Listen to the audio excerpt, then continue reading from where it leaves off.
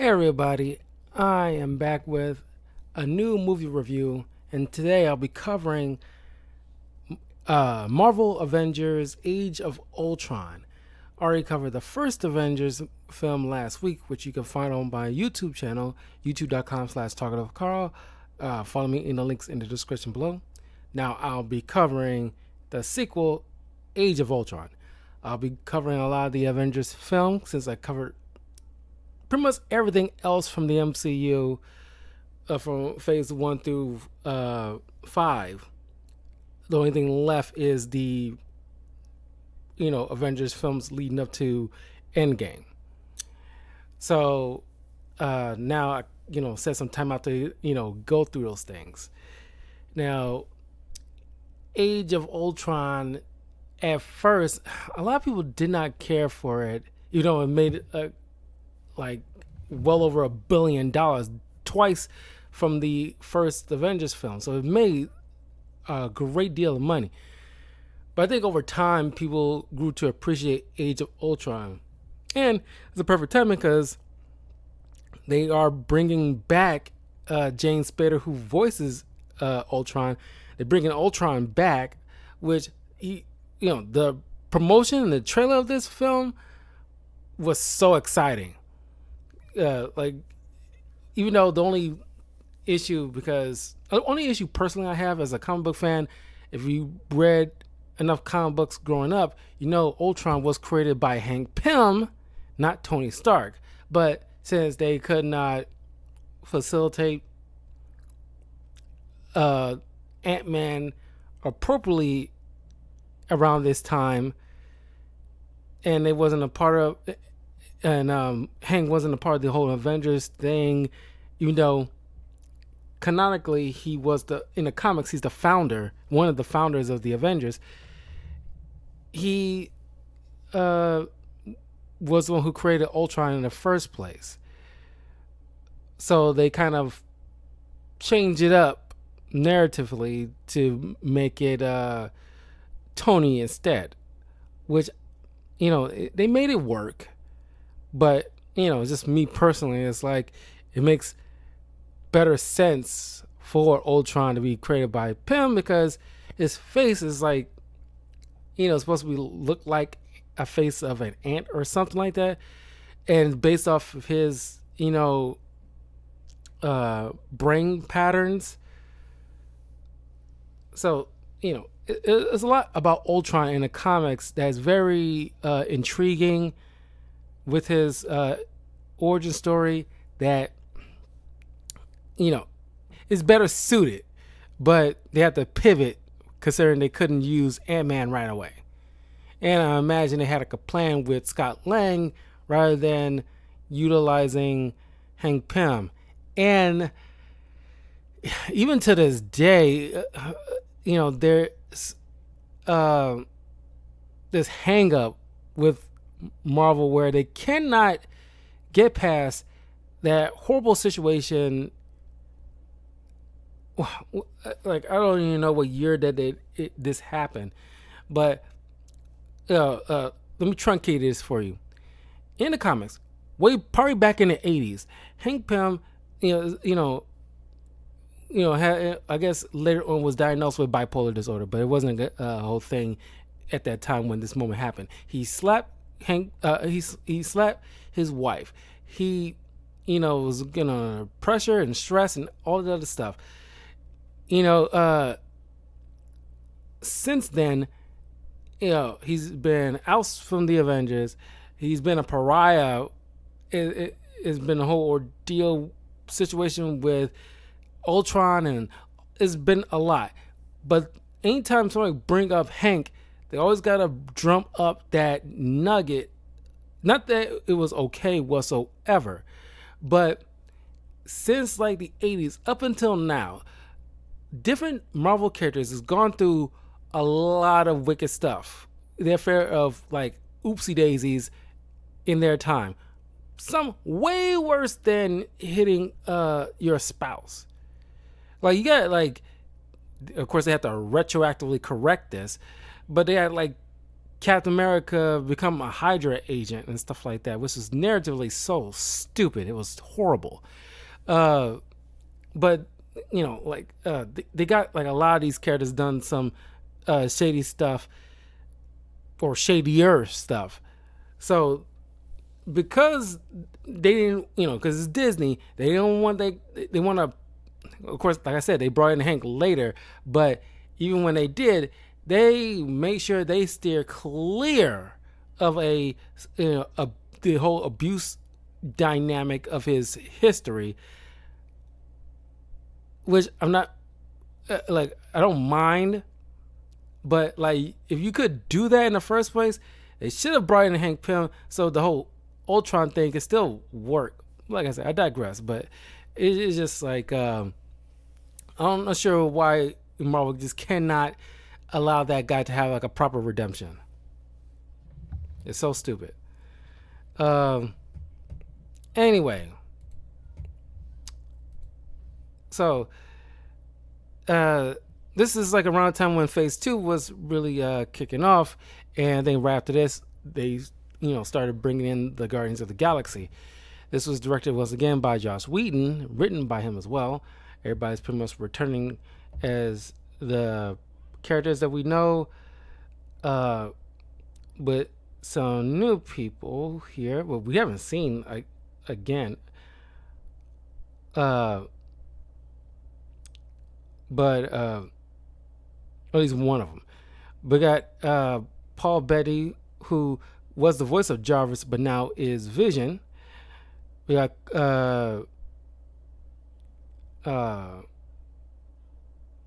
Linda Cardellini, who is Hawkeye's wife. Like I said, James Spader as Ultron.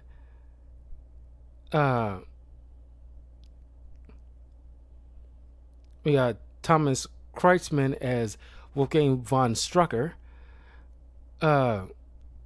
Claudia Kim portrays Helen Cho, who I believe in the comics might be related to Amadeus Cho, who was the quote unquote totally awesome Hulk, which I don't think it did very well comics wise.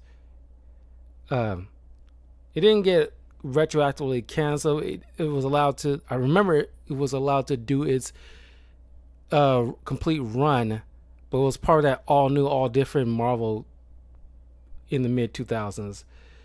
Andy Serkis as Ulysses Claw, but we didn't know how fun he was going to be until Black Panther.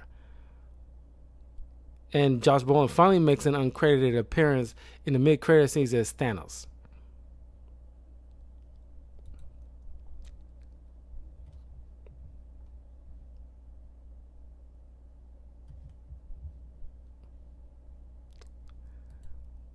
Okay, anyway. But everybody else is pretty much, who they are in the previous films. So, and I liked how it begins, where they in Eastern Europe of Sokovia dealing with Hydra. Now this is set like after the whole the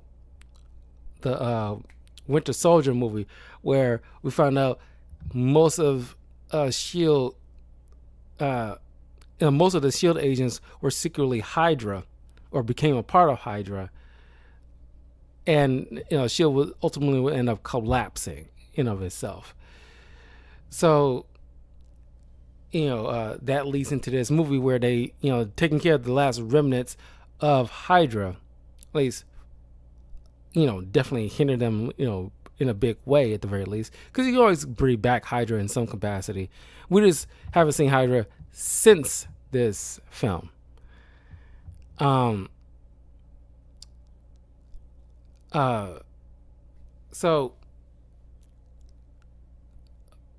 the way I like this movie to the way it opens, it's kind of like in like a comic where you get thrown into the thick of it, where they're a team, they're working with synergy, and they just like kicking ass. It's like in like combo attacks and everything like that. You can tell they since the first Avengers film, it should have been kind of like a Tales of the Jedi kind of situation where we get to see how they trained to work together and gotten used to it, because they got, Banner, with this code green whenever they need, is, have a call sign just to know when to implement the Hulk, and things get kind of hectic, kind of like the Hail Mary. Uh, so I kind of wish we got to see like how they become like a well-oiled machine. Here we just see them like, yeah, they just in like a got a good mix going on. Uh, so Strucker, uh, not so subtly is like, okay, we gotta surrender. We can just purge all this, information, uh, so they don't have nothing. But we're gonna have to surrender because we got nowhere to go. They're gonna catch us. But that's when the twins, and of course they couldn't call them mutants at that time, but clearly there was Wanda and Pietro, and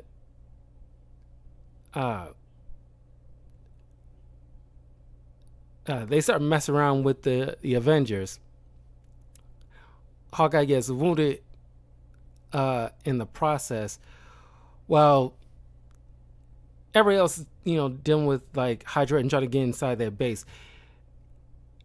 And of course, you get the classic hilarious line, language, that kind of thing.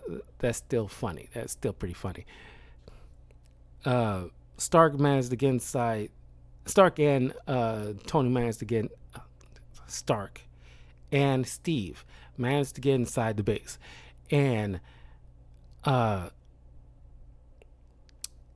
Steve managed to incapacitate Strucker, while Tony, seeing that Hydra managed, because it was part of Shield, and Shield gathered a lot of the Chitauri remnants from the first Avengers film, they were building weapons from like the alien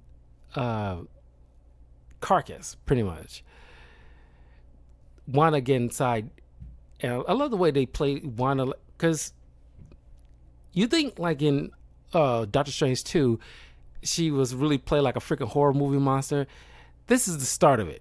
The way it was shot, where she kind of moving, kind of jittery and stuff like that. Like she like almost like a phantom in a way. She's messing with people. It's, when you look back on it, it's like, wow, she was still played kind of frightening, and she messed with Tony's mind, and he started seeing visions of his friends dead, which kicked up his anxiety about what happened at the end of the first film with all the Chitauri, mothership and everything like that, literally outside of Earth's airspace. So now he's like, okay, we cannot have this stuff happen. It's too much for us to do, even with our combined might. It's too much. We got to have like a proper defense, which, like I said, they had like a good blueprint, one feed into the next, with Tony's arc, with because he wants to put a shield around the world. It kind of leads into the whole Civil War situation, but we'll get to that once we get to that. But anyway, so he gets the scepter, which once again, because Hydra was pretending to be Shield, managed to get a lot of stuff out of custody. So Avengers managed to get the scepter back. This is the reason why they came there. And so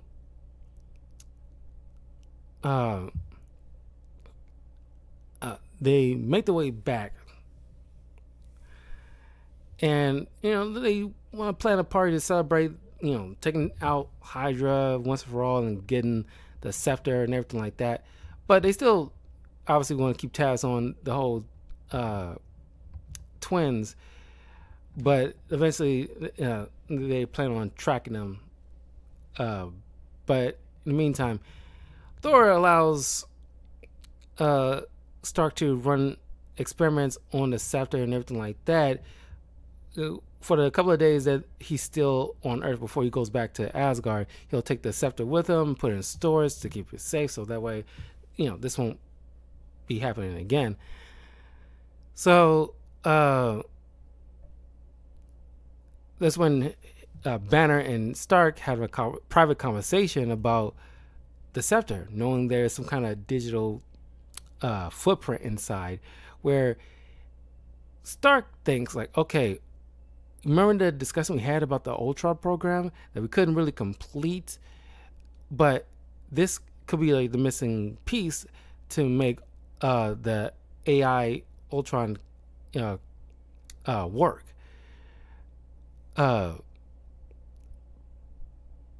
But he doesn't want to tell the rest of the team because he doesn't want to hear the whole spiel about, man, it's not meant to mess with, things that they should not know kind of rhetoric. He didn't want to hear that because he knows they was going to tell him no. So because he knows that, this is what the good thing about Marvel is. It's kind of like everyday people, trying to do the most good with the powers that they have. Stark, just like the others, don't want to have to constantly go out to save the day every time something pops up. They want to have normal lives outside of it. They don't want to keep doing this forever. So it's like, okay, we need to set up a program so that way, at the very least, we don't have to worry about otherworldly threats. We can just put the base of our focus on our own stuff on our planet, because that's easier. That's simple. We understand that. We know how to deal with that. But that whole Chitauri business and Lord knows what else is out there, we have no clue. We can't be caught with our pants down again. So that's his line of thinking. And Banner, hesitantly goes along with it. So while Ultron is being built up, Tony and the others enjoy the party. We see Sam and Rhodey like hanging out, and the whole party scene to this day has been one of the famous, iconic, just downtime scenes, not just with like superhero movies, but just in movies in general, where he just sees, friends just kicking it, authentically just kicking it, just having a nice party and enjoying themselves. And I want to mention this here and now because I don't want to bring it up ever again. This is one of the things where Joss Whedon is seemingly known for, with this whole Beauty and Beast, thingamajig that he likes to do, and also kill off, seemingly beloved characters unexpectedly, because somebody has to die, kind of thing. But Natasha and Bruce hooking up seems so out of place, so forced. Zero chemistry. To this day is one of those like awkward, unnecessary romances. Didn't even need it. Doesn't go anywhere. You're trying to force a romance, especially now and very recently we brought back Betty Ross, and it's like where the heck she was, and why Bruce seemed like he just pretended like, at the very least he should have some kind of acknowledgement of Betty, because that was his love of his life. It's not something like, oh, moving on is one thing, but it's just like it's kind of like with like Peter Parker and Mary Jane. Even if Peter, meets up with Felicia Hardy or something like that, he will still have some kind of moment or two of pining after MJ through all that and try to get over her when he's trying to move on. There'll at least be that level of a courtesy. There was no courtesy like that with Bruce, where it's kind of like at least have some kind of picture on his phone or something like that of Betty to like, acknowledge the events of the Incredible Hulk still happen. But it's kind of like want to completely forget all about that movie. Not until very recently, where we drumming that back up again in all the events of that film. So hated it, still hate it, so stupid. I'm glad we just kind of dumped all that.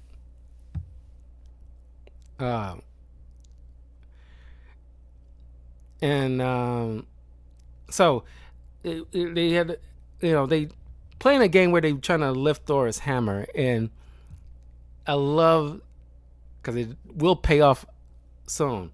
But I love the whole moment where Steve nudges the hammer, and you get this nervous look on Thor's face, like, what the? Oh no, never mind. It's just like, oh my god, that's so freaking funny. I still remember the gasp in the theater when we went to see this movie, and we all saw that thing budge. He can lift that thing. He just chose not to because he's a friend, and it's like, oh, I can't lift it. I was like, you can freaking lift it. You can freaking lift it. It's like a handful of people on Earth that can actually lift Thor's hammer besides Thor, but Cap being one of them, and apparently Jane being another. In terms of worthiness, Beta Ray Bill is another one who can lift Thor's hammer. I think Silver Surfer is another one who can lift Thor's hammer. Storm in fairly recent comics is able to lift Thor's hammer, but I think that's just kind of like forced in my opinion, but that's just me. But yeah, there is like at least a handful of people, at least in the comics, that have been able to lift Thor's hammer. Those would be the ones that I name off the top of my head. And of course there was Hela. She wielded Thor, at least in the movies. She was the one who was the previous wielder of the hammer, but there was no spell on it at that time of who deemed to be worthy. But anyway, all the while that's going on, Ultron neutralizes Jarvis because Jarvis sensed a feeling of hostility towards him, and I love like the cadence of James Spader really sells Ultron, whereas like it's not like a stereotypically robotic voice. It's just him very like low, even keeled. Is like it's just very matter of factly, and it's just clearly homicidal, but it's just like he's so chill about it. It's like, shh, don't worry, I got this. Yeah. Why you call him Mr. Stark? It's just like you rarely see him like lash out, like verbally. But the way he played it is magnificent, and I don't think people really gave Ultron enough credit as a villain, because personally I always enjoyed this film and I like Ultron, but when that movie came out, there's certain specks of people who really wasn't feeling it, but I think over time things gestated, and then it's like now they look back on it more fondly. They still probably have their issues with the movie, but man, I think most people kind of written off this movie unfairly at that time. But then Ultron comes out in one of those drone bots Tony has, pretty much outing him, creating him using the scepter and everything like that. And just the trailer of this movie really sold this for me. I was like, how could any of you be worthy? Yo, just puppets tangled in strings. Rewatch that trailer. That trailer was so fun. I really liked that trailer. um, I went over, like you can check on my channel. I went over all the MCU trailers that ever came out, TV and movie, I think, or just movies, and I gushed over the Age of Ultron trailer. But anyway, uh, they end up trashing all the drones that try to attack them, and of course, Ultron Man is escaping. He's back in Sokovia in Strucker's old HQ. Don't know why they didn't bulldoze Shield or the Avengers didn't bulldoze that entire place to oblivion, but whatever. He's now using it as his base of operations, building a robot army. Eventually meets up with the twins, who have a grudge against Stark because they blame him for the death of their parents because of the weapons he built that others have used to wage war. So, that's how you rope them in.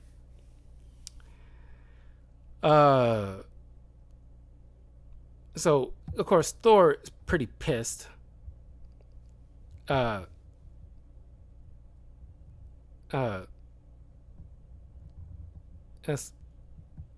it's like because they pretty much asking like what the heck were you thinking, man?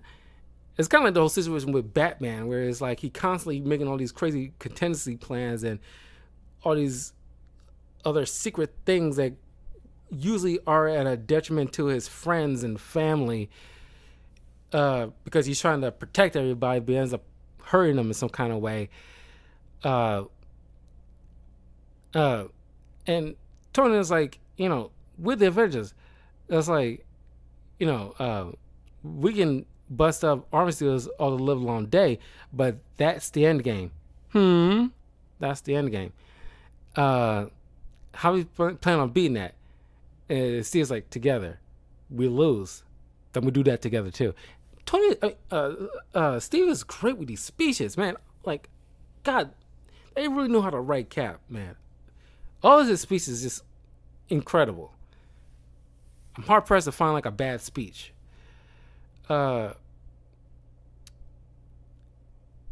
So,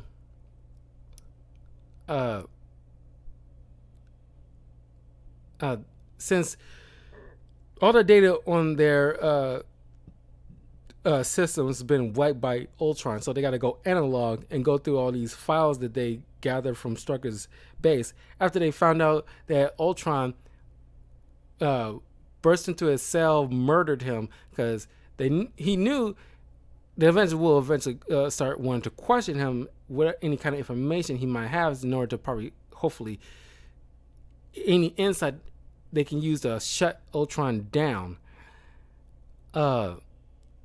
So that's a kind of a shame. They're killing off good villains, or could be good villains, because the actor is an amazing actor.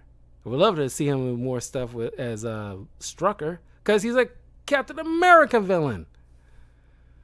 You don't get many Captain America's Rose Gallery here.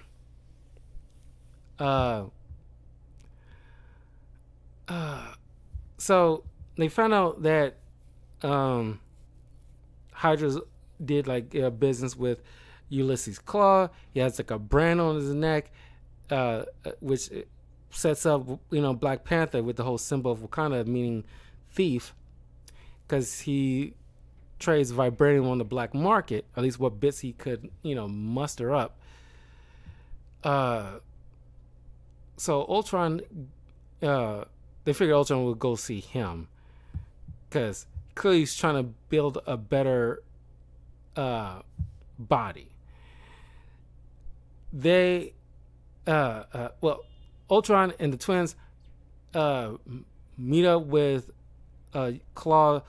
They try to get some vibranium so he can try to mount a proper, because he's trying to improve on his body.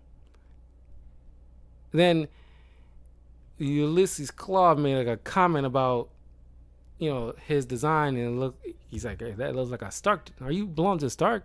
and then that sets off Ultron because essentially this is like, you know, Stark's, you know, prodigy or son, in a sense, which he does not want to be. He hates Stark the most. He does not want to be a thing like he's associated with him.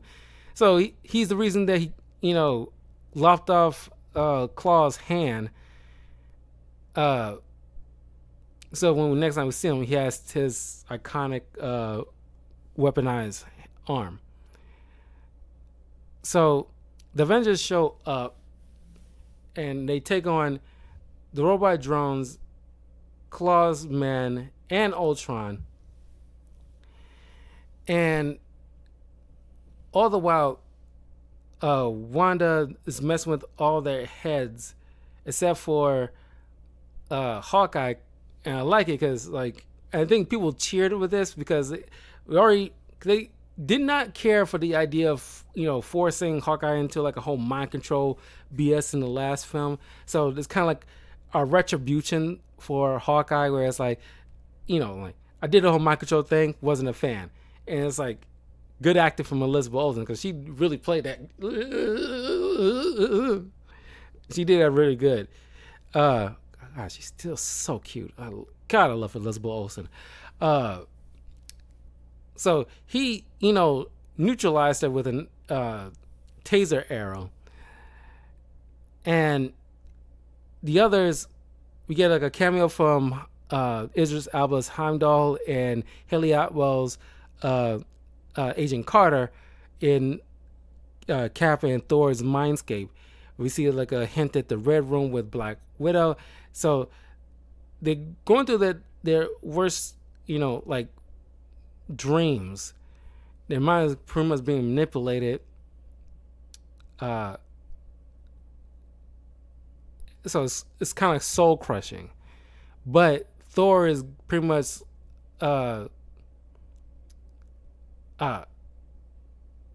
understood, but he needs further information on what he's going through, because something in his mind, you know, like, you know, something connected with Heimdall is kind of like feeding him some information that he needs further clarity on. The vision wasn't just a vision for him.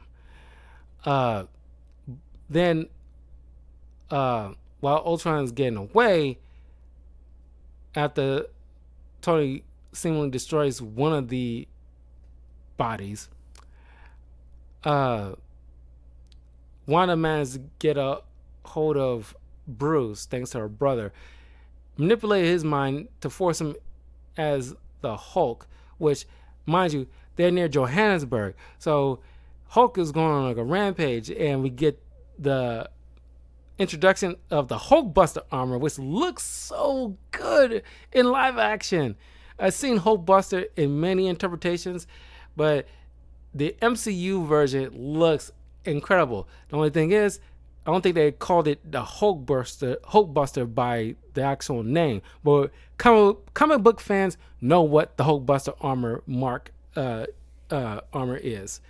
So it was hype, and it delivered. One of the best Hulk fight scenes in the MCU, where it's Hulkbuster versus Hulk, and you can see, like, in his glory, how the Hulkbuster armor is supposed to deal with the Hulk. Matter of fact, it's one of those things. One of the things that's so fun about Iron Man, just in general, the fact that he's built armor to counteract a lot of different superheroes. He has like a Thor Buster armor. I'm pretty sure he has a Captain America type of armor to battle, like a Cap Buster armor, I think. I'm pretty sure. I wouldn't be surprised there's one realistically. I don't know about most. I'm dealing with mostly the really serious type of powerhouses of the superhero community. There is like a giant armor. I don't know if it was meant to deal with Galactus, but he has like you can look it up. He has like a lot of different type of armors. Very cool. That is designed to take on the person is named after. There's like a Doctor Strange Buster armor that he cobbled together a mix between science and magic in order to deal with somebody like Doctor Strange. I'm pretty sure there's one. I could be misremembering, but I gotta look it up because I'm too curious. Maybe after this video, but yeah, it's one of those things that's so much fun about Iron Man. The fact that he designed different types of armor for different types of situations is so much fun. You know, just swapping it out just to deal with whatever sort of threat his regular armor isn't designed to combat. Anyway, the fight is amazing, but you know he managed to get well. First, you get the hilarious moment where he just like that jackhammering of the arm, like go to sleep, go to sleep, go to sleep, go to sleep, go to sleep, go to sleep, go to sleep. It's just like so much fun. Just like you know, see Hulk's head going back, back, back, back, back, back, back, back, back. And it is so hilarious. But you managed to get a good lick in to knock him out, so he can, you know, so Bruce can come too. But because the whole situation with Wanda and the fight in Johannesburg, the Avengers are a pariah. They're not looking so good right now, you know, not only just public wise, but just emotionally. And they can't go back to their headquarters, which, by the way, you know, Ultron ended up taking over anyway to build his, you know, new body, a better body, thanks to the scientist Cho, who is under mind control thanks to the scepter Ultron still has, and she is a lead on creating this kind of synthetic skin that helped heal people like Hawkeye when he got injured. So combining all this different type of tech, human and alien wise, mixed with vibranium and you know, with like the whole mind stone that's inside that scepter in the first place, to place on the Vision. But he wants time to upload the necessary data to prepare Vision.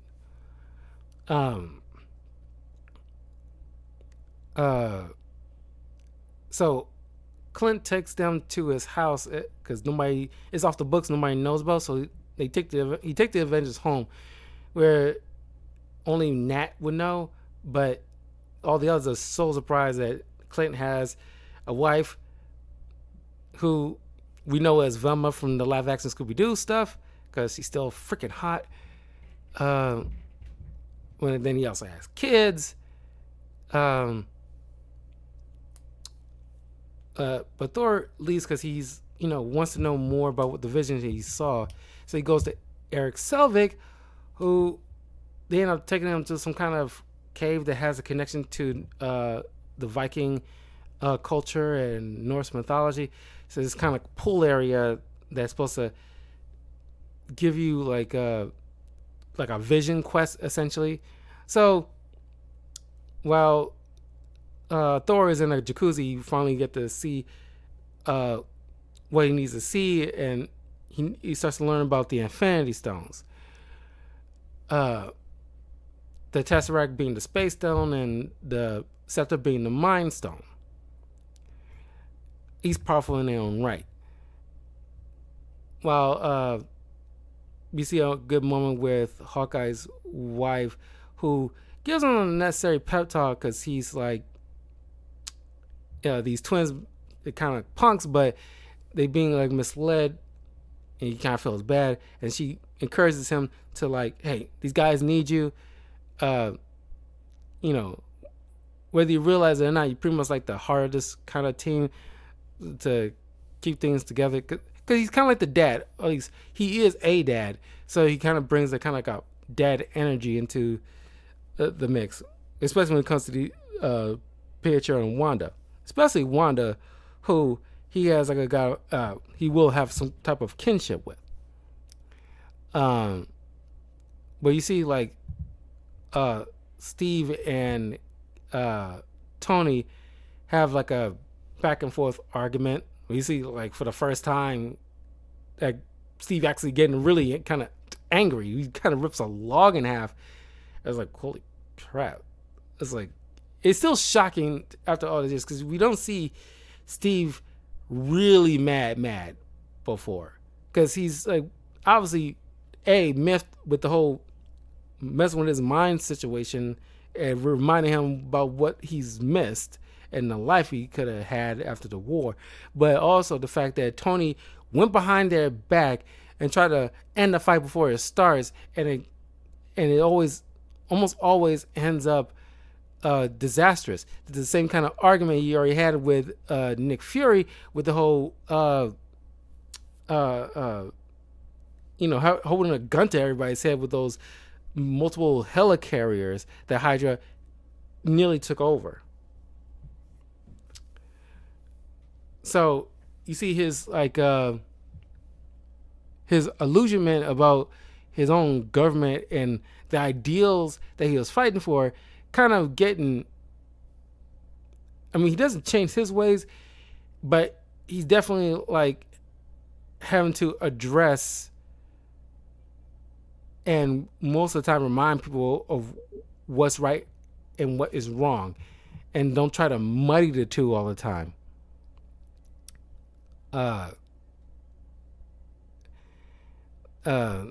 This when Stark gets sent to the garage to, trying to fix up one of the tractors. That's where Fury just shows up, and I like Fury in this because he is essentially like the father of all these Avengers. He's put them together. He created them, and he comes back after stepping away when essentially like his children need him most, where they kind of feel lost. And he kind of reminds them of what they need to do and why they're fighting for this, and don't let Ultron, cloud your judgment, in a sense. And this Age of Ultron is pretty much like, at least how it was pitched, like the Empire Strikes Back of the Avengers films, which kind of, sort of.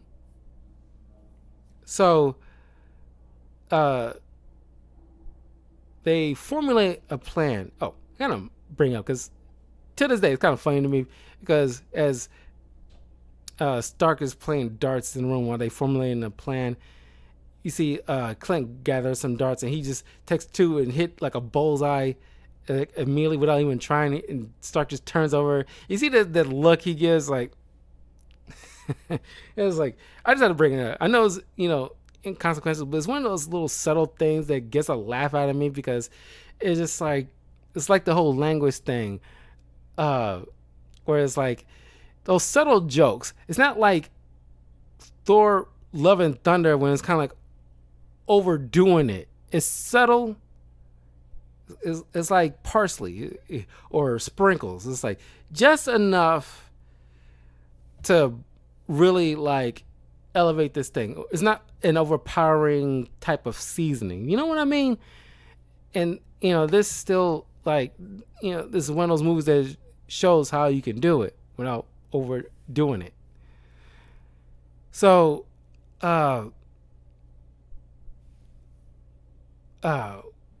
when the twins realized that Ultron's plan on just completely destroying humanity, when they thought I was like, you working with a murder bot. Like, I don't know what you thought.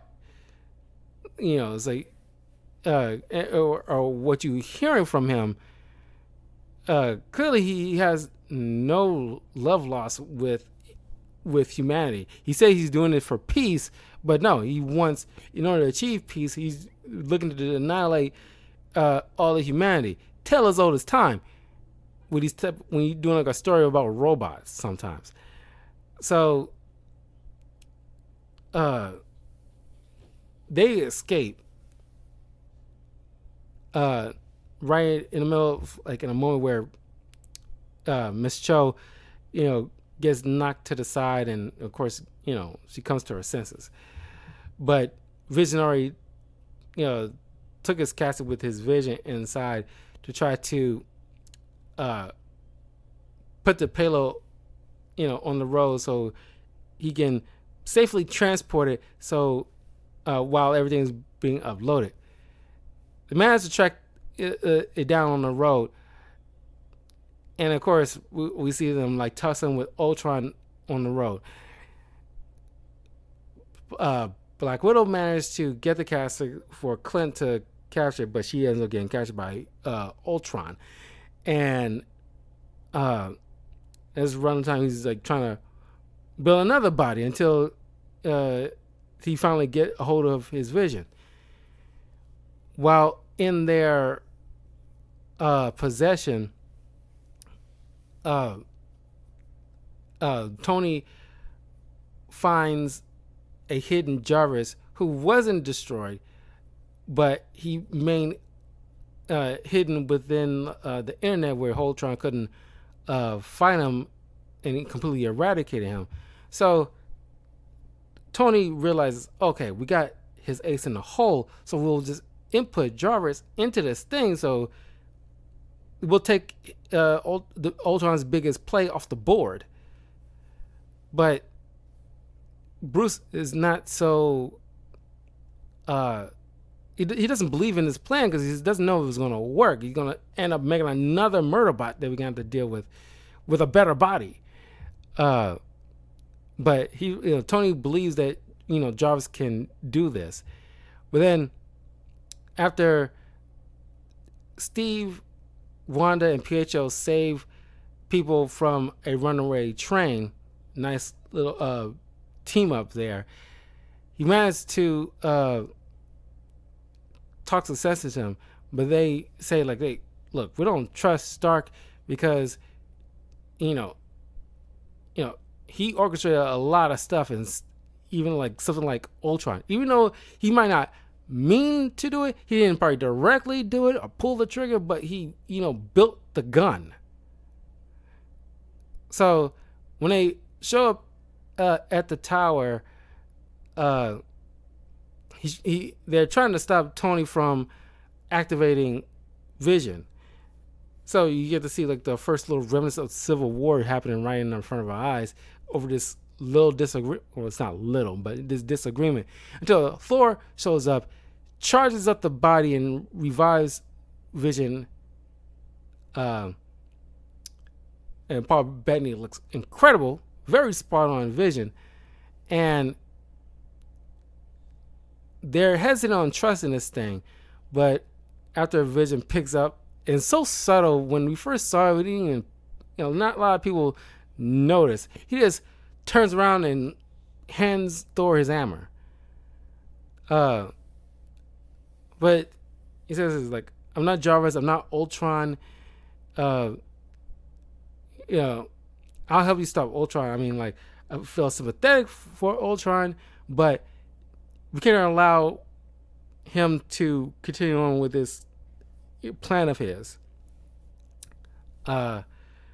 So they find him in Sokovia. So they all the Avengers, along with the twins and Vision, go to Sokovia, tries to evacuate as enough people as they possibly can. Of course, they couldn't evacuate everybody before Ultron finally lifts up, part of Sokovia off the ground to utilize it as essentially like a meteorite to lift up high enough to cause enough of a devastation, like a extinction level event.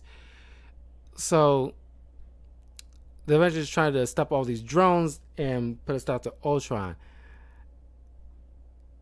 So Nat, after getting rescued by Bruce, gets him to turn to the Hulk. So they are all fighting to put a stop to all these drones. Cool, awesome circle shot again as they all start trashing these things. Oh, by the way, another awesome Hawkeye moment. And Hawkeye gets a lot of awesome moments in this particular movie, and in Civil War, and in Endgame. Those three movies primarily really highlight the thanks, Big Rain. Those three movies in particular really highlight the awesomeness of Hawkeye and why he's so freaking cool. He's not just a guy with a bow and arrow, which, although I say that, you see like a moment where Wanda is having like pretty much like an anxiety attack right now because he's in the throes of a fight, like a fight, and she never dealt things directly. She usually try to hide from the shadows and mess with people's minds. She haven't really had to throw down with her powers. And he's like a moment where Clint just sits her down like, I get it. We're on a floating city. We're finding our armor robots, and I have a bow and arrow. None of this makes sense. But I'm going out there because it's my job. Now, you can stay if you want to, and I'll go find your brother. He can come get you. But if you walk out of here, you're an Avenger. And it's just like a nice little like moment. There's like a real moment here where it's like he's trying to ease her mind. He says like, you don't have to go out there. Like I won't hold it against you, and I'll have your brother come get you. You don't have to be involved in this. But if you walk out there yourself, be prepared to fight. And with Steve, where it's like, once again, the pep talks is so good. Where it's like, where it's just like, if you get hit back. If you get killed, walk it off. It's just like one of those things. Like, God, you just want to rally behind that guy with any and everything, man. But yeah. So we get the classic circle shot of them trashing all these robots, and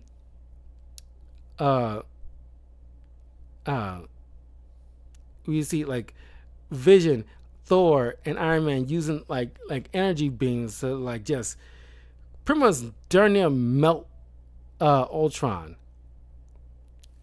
And then Hulk comes in with a haymaker, like bow.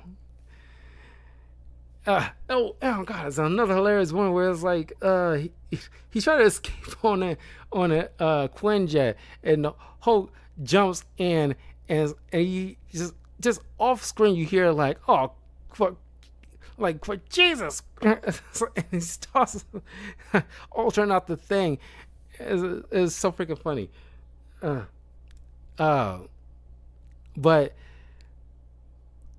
they had a plan where like Wanda stays behind to the mechanism in that little square area, while underneath Iron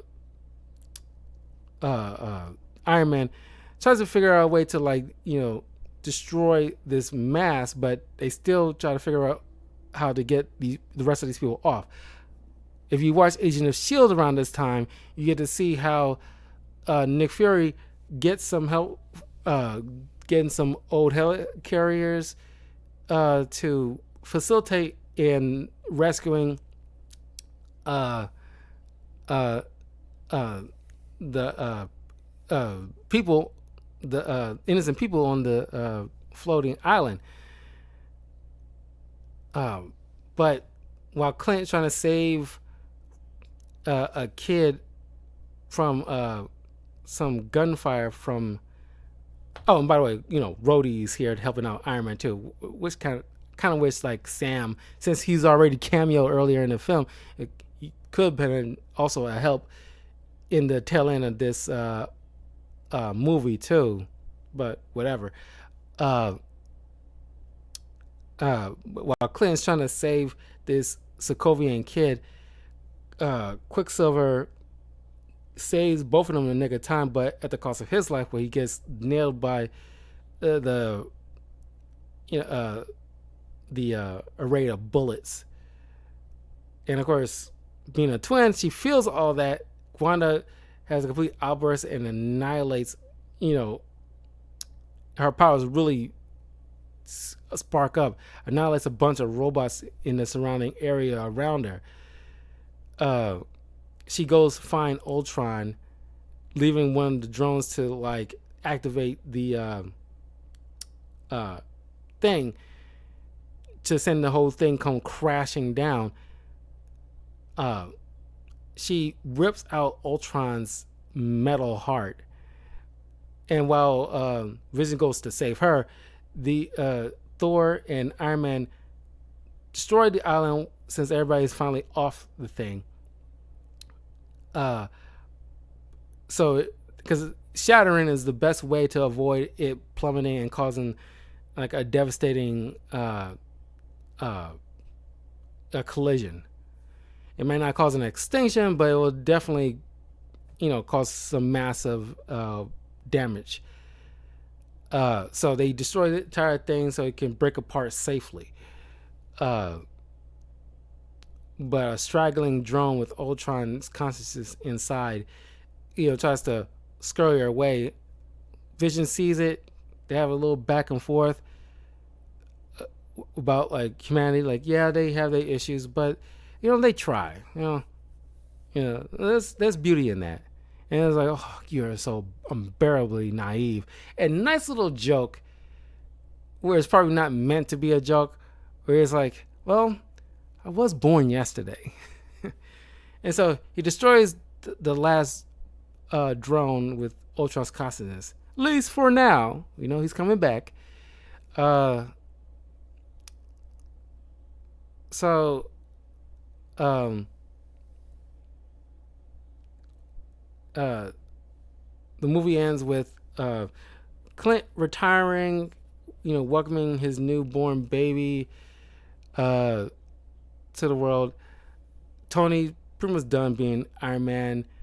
Thor's, of course, they had this little fun little back and forth. Thor, Steve, and Tony was like, what if like you put like the hammer on the elevator, elevator's not worthy. It's like I enjoy these little chats we have. It's like those little subtle things really elevate the chemistry, and that's the thing we're missing with recent MCU stuff. For the most part, is that little subtle chemistry that through phases 1 through 3 had time to percolate. So we can buy, this subtle chemistry. They've been too busy trying to shove a bunch of new characters that we barely know instead of like probably focusing on the characters that we grew up knowing in the first 3 phases that didn't have the spotlight, and then put them in the spotlight, and then like, let's say, finally doing something with the Hulk, or, when they did put in some focus with Wanda, but some of the decisions with her didn't sit right with most people. With Hawkeye, they did, try to do something with him, but like I said, they should put more energy into them, and like, let's say, like, I like the Hawkeye TV show. I think he did it properly, where he's, you're introducing Kate Bishop. The proper sequel to Captain Marvel should have been when you introduce Kamala Khan, and being pretty much like a sidekick or something like that, and do a whole Tony and Spider-Man kind of dynamic with them. But you catch my drift, and it's like, yeah, it's like you elevating Winter Soldier, introducing or elevating Winter Soldier and Ant-Man, and introducing these other, like, Moon Knight and other stuff. It's like, okay, we get a little bit of Moon Knight. Like, now I'm curious. We see him interacting with these other legacy characters. Now there's gonna be introducing like a solo thing with just him. Now I'm more curious to know how he is as a hero on his own. You know what I mean? Instead of just kind of like, okay, here's Moon Knight, here's Kamala Khan, here's Kate Bishop, here's Shuri as Black Panther. Here, like them. And it's like, why should we like them? When we saw that, like, that stupid trailer for Doom, or it's not even a trailer, but it's like tease of the cast of Avengers Doomsday, most of those, at best, half of those people on that roster, most people don't care about. There's no generating excitement. It's like, oh yeah, that person. Oh yeah, that person. Oh yeah, I remember her. Oh yeah, that person. And it's like, unless it's a legacy character or people from past Marvel films, besides them, not many people was generating that much excitement for. Because you didn't make them earn that level of excitement. I think more excited to see like yeah, you bring it like, oh, the guy who plays Namor, and it's like he was fine, but it's like, why should I get the same level of enthusiastic energy that I give like Ian McKellen or James Marsden or Chris Hemsworth? Why should I give that same energy? Because those others have earned that excitement. They earned my love for them, and want to see more of them interacting with all these heroes and their ups and their downs, all that stuff. I haven't gotten that with somebody like Namor. Well, sure to an extent, but sure didn't earn the whole Black Panther mantle. It was kind of thrown on them. Should have just recast it. But like I said, things were sensitive at that time with Chadwick Boseman passing. But you catch my drift. So Thor goes to Asgard because it's kind of tight. It's going to be rolling into Thor 2, I think. At least think Thor 2 comes after Avengers Age of Ultron.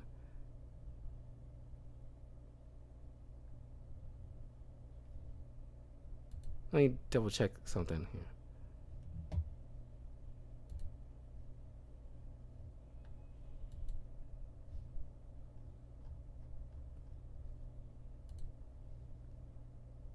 No, no, no, no. This will lead into. Wait a minute. No, sorry. Yeah. No. Thor 2 was first, then Age of Ultron. Yeah, I got them backwards. So Thor 3 leads into, picks up after the events of this film. But in any case, the rest, Nat and Steve, start training the new set of Avengers, which is Sam Wilson, Vision, Wanda, which we only see that outfit one time, which she looks good in it, and War Machine. And you get the tease of Avengers Assemble. But don't actually say the entire word. But they made that worth the wait. But yeah, and you also get that kind of blooper gif of Steve and Nat doing like Avengers. It's like that's what kills me to this day. It's like no, you haven't earned that yet. But yeah, that was Avengers: Age of Ultron. Like I said, I have a lot of fun with this movie, and I think we have more appreciation of it now than we did back then. I don't think people have really cared for it, or wasn't their cup of tea at that time. Even though it grossed double from the first Avengers film, which already hit like the billions. This is darn near 2 billion. But after this, I'm trying to do it next week at the same time as the comic review, but I'll be reviewing Marvel's Civil War, which is technically a Captain America film mixed with an Avengers film, but I'm going to count it as an Avengers film because all the Avengers are there. So I'll also be reviewing the first Marvel Civil War comic event right along with the movie so I can review it. So that'll make it easier for me to do like compare contrast because both will be on top of my mind. But anyway, let me know in the comments below what you guys think of Avengers: Age of Ultron. Does it still hold up does it hold up for you, or is it still not your cup of tea? And I will see you guys a little bit later because I want to get back to playing some more Marvel Rivals. I'm into this Marvel kick, and I got one more day of learning Wolverine before I move on. And I said I was going to learn Thor, but I kind of want to learn Venom. Let's go with Thor. I want to stick to my initial plan. I'm going to start learning Thor possibly by tomorrow. But in any case, I will see you guys later. If you haven't already, please subscribe to my YouTube channel, leave a comment below, and I will see you all soon. Peace.